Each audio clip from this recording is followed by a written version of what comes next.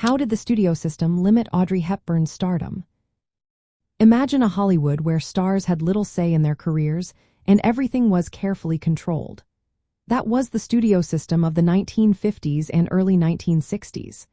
It was like a giant machine that decided what roles actors would play, how they looked, and even how they acted in public. Audrey Hepburn, who became a symbol of elegance and charm, was caught in this web of control. The studio system loved to put stars into specific roles so they could sell movies easily. Hepburn was often cast as the graceful, delicate young woman.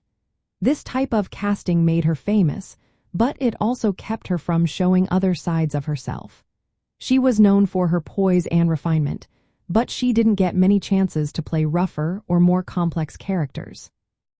The studios also kept a tight grip on everything about her movies.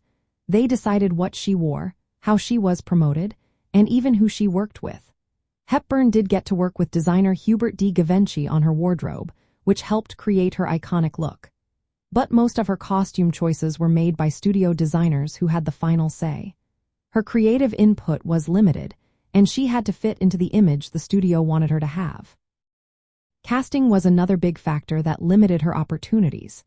The studios wanted stars who could bring in big audiences.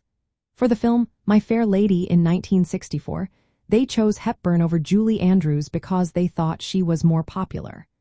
But Hepburn's singing voice was dubbed because the studio believed her voice was not good enough for the role.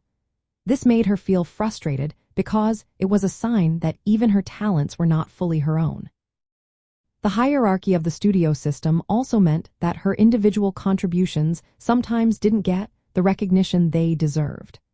Instead of being celebrated for her acting and style, she was often overshadowed by the people behind the scenes like costume designers or producers.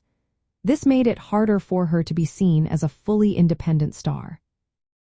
Looking back at the 1960s, Hepburn's stardom is remembered as glamorous and elegant. But it was also shaped by the limits of the studio system. Her charm and style helped her stand out, but the system kept her from exploring a wider range of roles or fully controlling her image. Her ability to shine despite these restrictions is part of what makes her a lasting icon of Hollywood's golden age.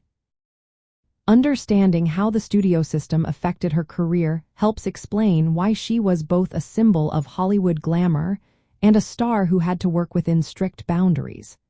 It was a time of big studios and little personal freedom, and Hepburn's success came despite those constraints.